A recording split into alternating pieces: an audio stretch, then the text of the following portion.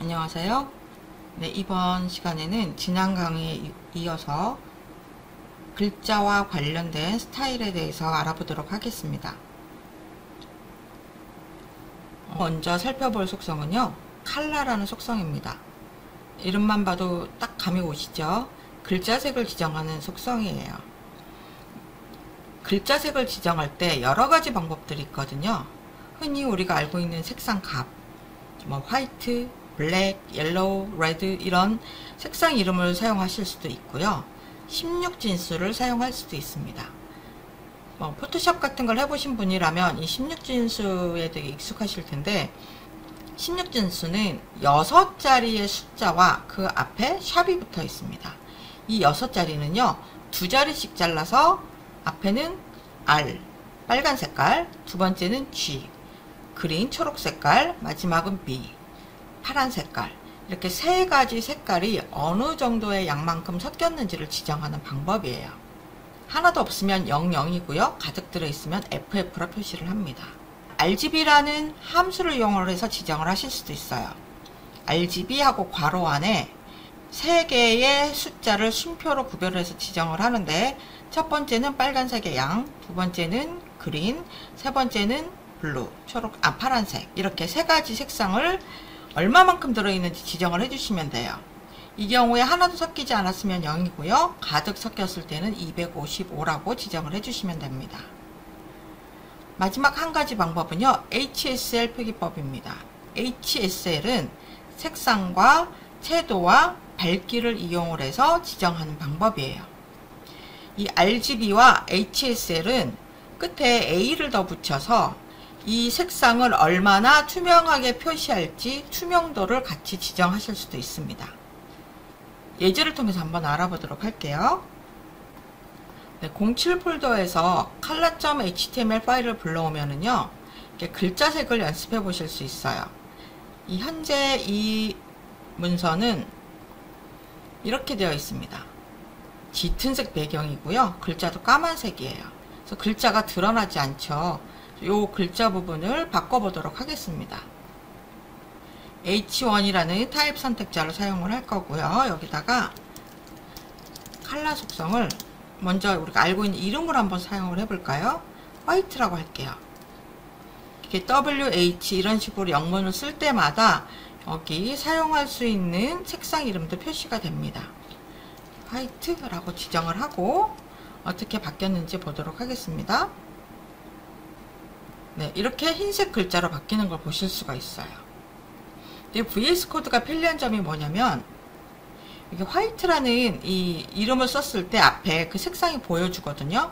여기 위로 마우스 커서를 가져가면 색상표가 열립니다. 그리고 이 화이트는 RGB로 표현을 하면 255, 255, 255다. 이 부분을 클릭을 하면요, 16진수로도 표현하실 수 있고요. HSL 값으로도 표현을 하실 수가 있습니다. 그래서 클릭할 때마다 표기법을 바꿔서 입력하실 수 있어요. 그럼 RGB로 한번 표현을 해볼게요. 이렇게 색상표에서 마우스 커서를 빼면 그 선택했던 옵션으로 표현을 하실 수가 있는데, 제가 아까 RGB와 HSL은 여기다 A를 붙이면 투명도를 조절할 수 있다고 말씀을 드렸죠. 그래서 R, G, B 다음에 끝에 알파 값을 하나 넣어주시면 돼요. 0이면은 완전히 투명한 상태고요. 1이면은 완전히 불투명한 상태, 그러니까 투명도를 조절하지 않은 상태가 됩니다.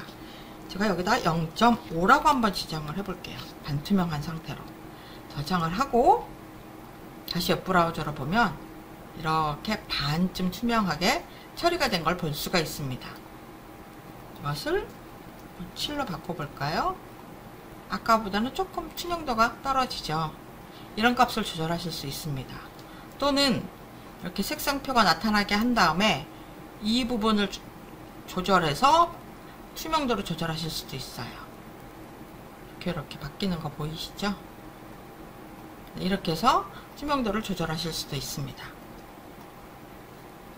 이 칼라 속성을 이용해서는 글자의 색상을 조절하거나 또는 투명도 값을 추가할 수도 있습니다.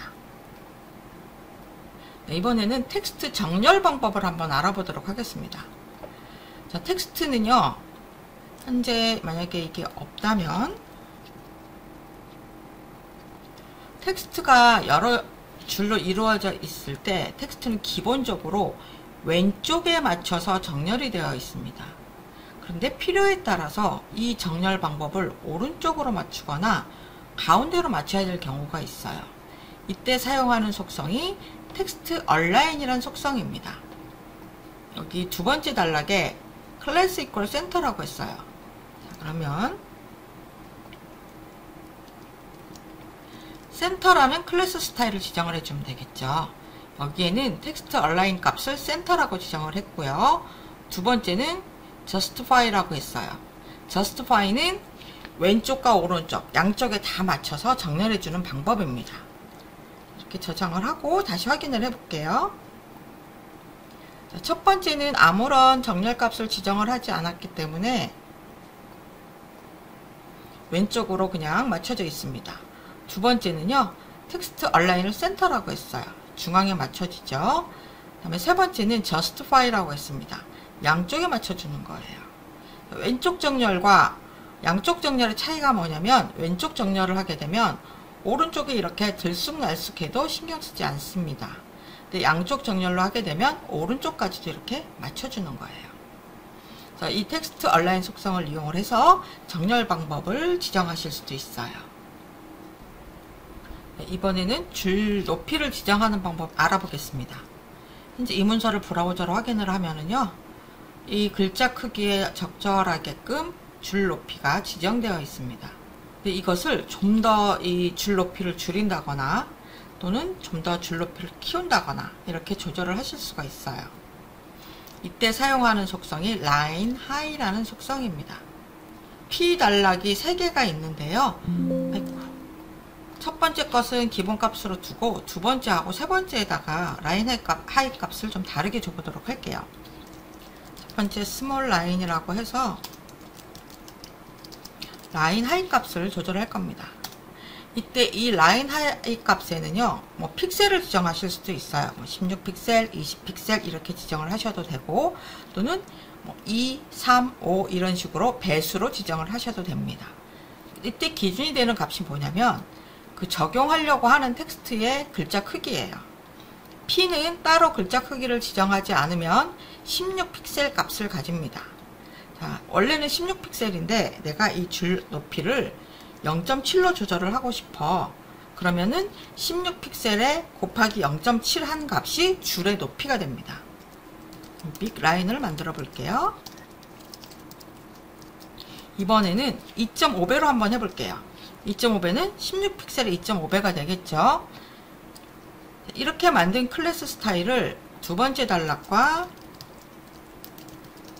세 번째 단락에 적용하겠습니다. 저장을 하고요. 한번 브라우저로 확인을 해 보겠습니다. 자, 처음 거는 기본값 그대로 사용되고 있고, 두 번째는 아무래도 줄 높이가 줄어들다 보니까 글자가 겹침 현상이 생깁니다. 세 번째는 2.5라는 좀 큰 값을 줬기 때문에 이 첫 번째 줄과 두 번째 줄 사이가 좀 벌어진 것을 볼 수가 있습니다. 여기 0.7이라고 작은 줄 높이를 적용한 부분을 한번 검사로 선택을 해 볼게요. 여기 스몰 라인이 적용된 텍스트 단락을 보니까 여기에는 라인 하이 값이 0.7이 적용이 됐는데 정확하게 몇 픽셀이 적용이 된 건지 궁금하다 이럴 경우에는 여기에 계산됨이라는 탭이 있습니다. 이걸 선택을 하시고요. 밑에 적용된 값들이 전부 나오거든요. 혹시 이게 전부 다 안 나온다면 오른쪽에 모두 표시를 선택을 해보세요. 쭉 내려가 보면 여기에 적용된 라인 하이 값이 나와요. 11.2 픽셀이 적용이 됐습니다. 이 0.7 값이죠. 무엇의 0.7 값이냐면 P라는 글자 크기. 제가 지금 따로 글자 크기를 지정하지 않았기 때문에 16픽셀에 0.7인 11.2 픽셀이 적용됐다는 뜻입니다.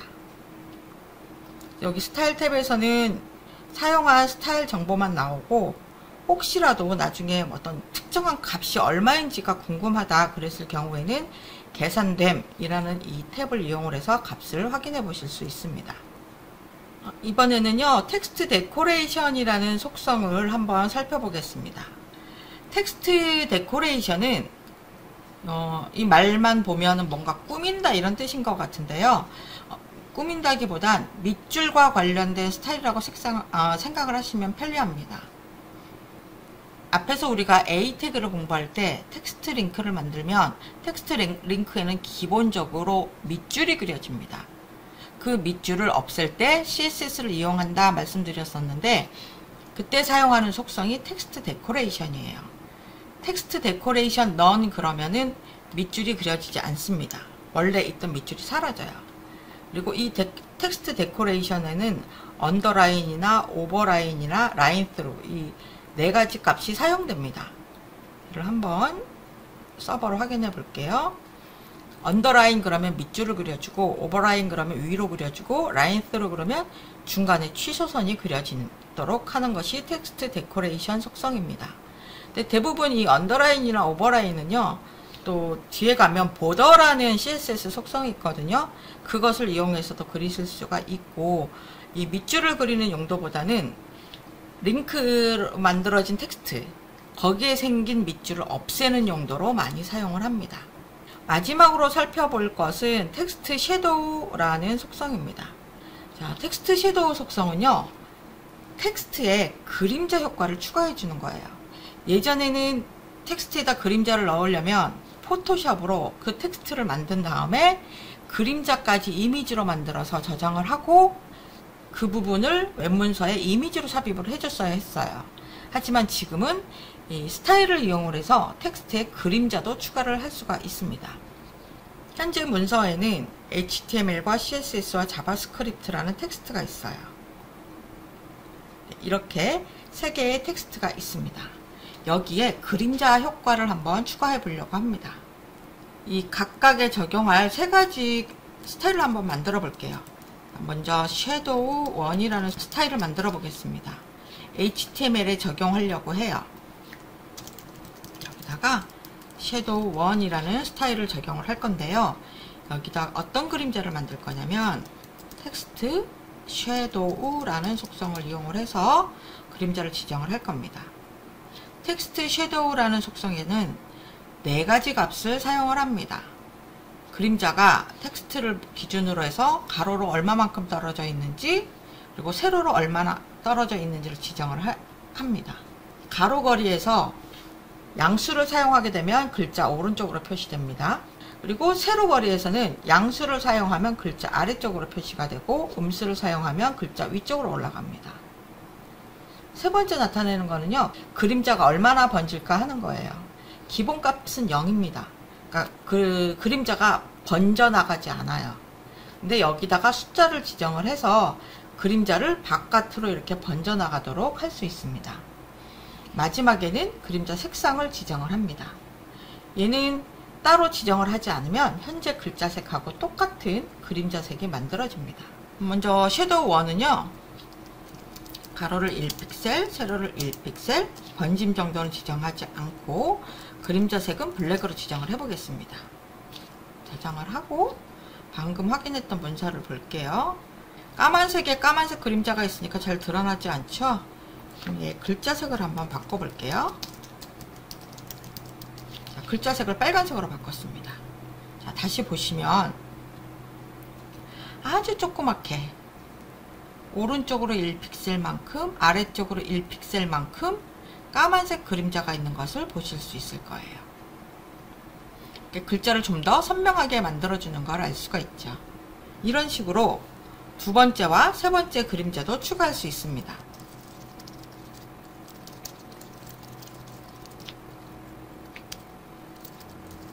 네, 이렇게 지정을 하고 한번 확인을 해볼까요? 이런 형태의 그림자가 추가가 됩니다. 텍스트 그림자와 관련해서 웹개발자 도구를 이용을 하면 편리한 점이 있어요. 여기 두 번째 추가한 그림자에서 오른쪽 클릭해서 검사를 누르면 이 부분에 지금 이런 텍스트 섀도우가 적용된 걸 볼 수가 있는데요. 텍스트 섀도우 옆에 보시면 보라색 아이콘이 있습니다. 이 부분을 한번 클릭을 해보세요.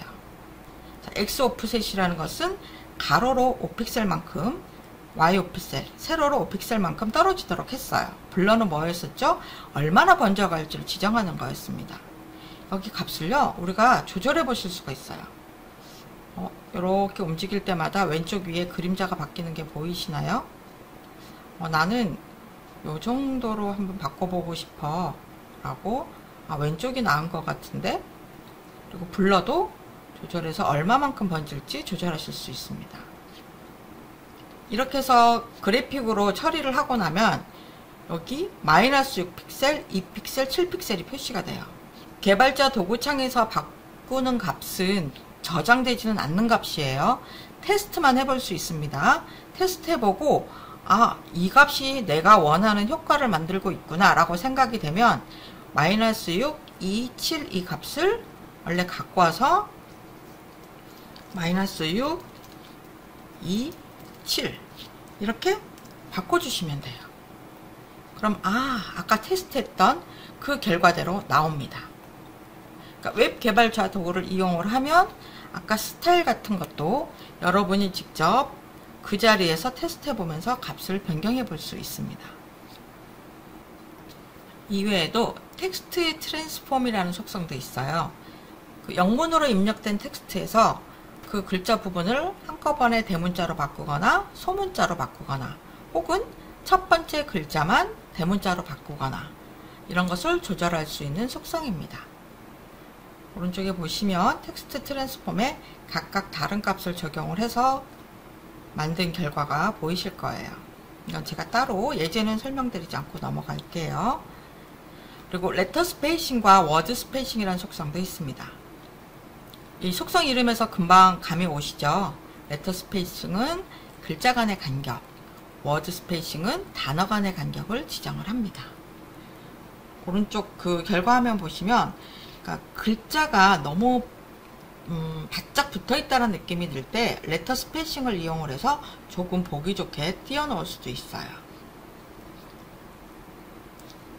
이번에는 목록 스타일에 대해서 알아볼 건데요. 순서 없는 목록의 경우에 앞에 점이 표시가 되죠. 그거를 블릿이라고 얘기를 하는데 그 블릿의 모양을 바꿀 수가 있습니다. 또는 순서 목록의 경우에는 1, 2, 3, 4라는 숫자가 표현이 됐었는데 그걸 숫자 대신에 알파벳으로 바꿀 수도 있고요. 아니면 로마자로 바꿀 수도 있습니다. 그때 사용하는 게 리스트 스타일 타입이라는 속성입니다. 한번 예제를 보도록 할게요. 네, 여기 지금 보시면요. 순서 없는 목록과 순서 목록 이렇게 두 개의 목록이 있습니다. 그러니까 일단 이거를 웹브라우저로 확인을 해보면 순서 없는 목록에는 이 색깔이 칠해진 원이 표시가 되고요. 순서 목록에는 숫자로 순서가 표시가 됩니다. 이것을 CSS를 이용을 해서 바꿔볼 수가 있어요. 하나는 북1이라는 스타일을 이용을 해서 리스트 스타일 타입, 순서 없는 목록의 블릿을 바꿔보려고 합니다. 이제 사용할 수 있는 값이 디스크 또는 스퀘어, 이거는 이제 사각형이 칠해진 블릿입니다. 이걸 한번 여기 UL에다가 적용을 해볼게요. 북1 스타일을 적용해줘 라고 해서 브라우저로 보시면 칠해진 사각형 블릿을 사용하게 됩니다. 또는 서클이라는 것도 쓸 수 있어요. 그러면 비어있는 원이 표시가 되죠. 근데 나는 이런 블릿 없이 표시를 하고 싶어. 그랬을 경우에는 none이라고 지정을 하면 됩니다. 블릿이 없어져요. 보통 순서 없는 목록이 이렇게 항목을 나열하기도 하지만 메뉴 부분에 많이 사용이 되거든요. 메뉴에 사용됐을 경우에는 이 블릿이 없어야 되겠죠. 그랬을 때 이 리스트 스타일 타입을 none이라고 지정을 해서 사용을 합니다. 그리고 두 번째, 여기 순서 목록에서는 북2라는 스타일을 한번 적용을 해볼게요. 북2를 만들어 볼까요? 여기는 리스트 스타일 타입을 로워 알파를 선택해 보겠습니다. 저장을 하고 브라우저를 보시면 로워 알파, 즉 소문자로 A, B, C, D 순으로 적용이 됩니다. 얼마든지 이 값을 바꿀 수가 있어요. 이 리스트 스타일에서 리스트 스타일 타입 말고도 리스트 스타일 이미지나 리스트 스타일 포지션이라는 속성도 있습니다. 근데 이 두 가지는 거의 사용되지 않고요. 주로 이 분릿의 모양을 바꾸거나 분릿을 없애거나 하는 용도의 리스트 스타일 타입 속성을 많이 사용을 합니다. 요 리스트와 관련된 세 가지 속성을 한꺼번에 리스트 스타일로 묶어서 쓸 수 있어요. 그래서 리스트 스타일 타입 none이라고 할 수도 있고요. 그냥 리스트 스타일 none이라고 할 수도 있습니다. 이 방법을 많이 사용을 하죠. 또는 리스트 스타일 타입을 low와 alpha로 하고 리스트 스타일 포지션을 인사이드라고 했다. 그럼 이 두 개를 합쳐서 리스트 스타일을 한 다음에 사용한 속성 값을 써주시면 돼요. 이 값이 서로 중복되지 않기 때문에 순서는 상관없습니다. 이렇게 줄여서 쓰실 수 있습니다. 그러니까 목록 스타일에서 여러분이 기억해 주실 것은 리스트 스타일이라는 속성에서 분릿을 없앨 수 있다. 없애고 싶다면 none이라고 지정을 하면 된다. 이것은 꼭 기억해 두시기 바랍니다. 마지막으로 이제 표 스타일에 대해서 알아보도록 하겠습니다. 표에서 캡션 태그를 이용을 하면 표에 제목을 붙일 수 있었습니다. 근데 그 표의 제목은 항상 표의 상단 쪽에 나타났었거든요. 그 표 제목을 아래로 내리고 싶다. 지금 그림에서 보시는 것처럼 이렇게 아래에다 붙이고 싶다라면 캡션 사이드라는 속성을 이용을 해서 바텀이라고 지정을 해주시면 돼요. 그래서 표 테이블이란 태그 안에 캡션 사이드를 바텀이라고 해줘, 아래쪽에다 넣어줘 라고 하면 표 아래쪽에 이렇게 제목이 나타납니다. 그리고 표에 그려주는 이 테두리에 대해서는 예제로 보여드릴게요. 표에서 테두리를 그릴 때는 보더라는 속성을 이용하게 되는데, 이 보더 속성은 지금 설명대로도 잘 이해가 안 될 거예요. 뒤에 박스 모델에 가서 좀 더 자세히 설명을 드릴 거고, 여기 보시면은 1픽셀짜리 선을 그리고 실선이고 검은색이다 라는 정도만 이해를 하고 계세요. 여기서 알아두셔야 될 거는 표의 테두리를 그릴 땐 테이블에만 이렇게 그리시고 저장을 해서 한번 볼게요. 바깥에만 테두리가 그려집니다. 이 이야기는 뭐냐면 각 셀에 따로따로 테두리를 그려야 된다는 얘기예요. 각 셀을 지정하는 태그가 뭐였었죠? td 또는 th 태그였어요. 여기도 똑같이 이렇게 테두리를 그려주셔야 돼요. 볼게요. 이렇게 셀에도 테두리가 그려집니다. 근데 문제는 뭐냐면 밖에도 그려지고 안에도 그려져요. 여기를 만약에 지우게 되면 어떻게 될까요? 이런 식의 테두리가 되는 거예요. 뭔가 좀 어색하죠. 그래서 이때 필요한 속성이 뭐냐, 표에서 테두리를 그릴 때 꼭 빠뜨리면 안 되는 게 border collapse라는 속성입니다. 두 개의 테두리를요 압축해서 하나로 그려주는 거예요. 여기서 값을 collapse라고 지정을 해줄게요. 저장한 후에 보시면 맞아, 이거야 우리가 생각하던 테두리, 표에 있는 테두리는 이런 거였었어요. 이렇게 일반적인 표의 테두리 모양을 얻으려면 border collapse라는 속성을 꼭 써줘야 된다. 그리고 이 각 보더 표 전체나 셀에 그리는 이 보더에 관련된 값은요 제가 뒤에서 박스 모델에서 다시 설명드리도록 하겠습니다. 네, 오늘은 이렇게 해서 텍스트와 관련된 것, 목록과 표와 관련된 스타일에 대해서 알아보았습니다.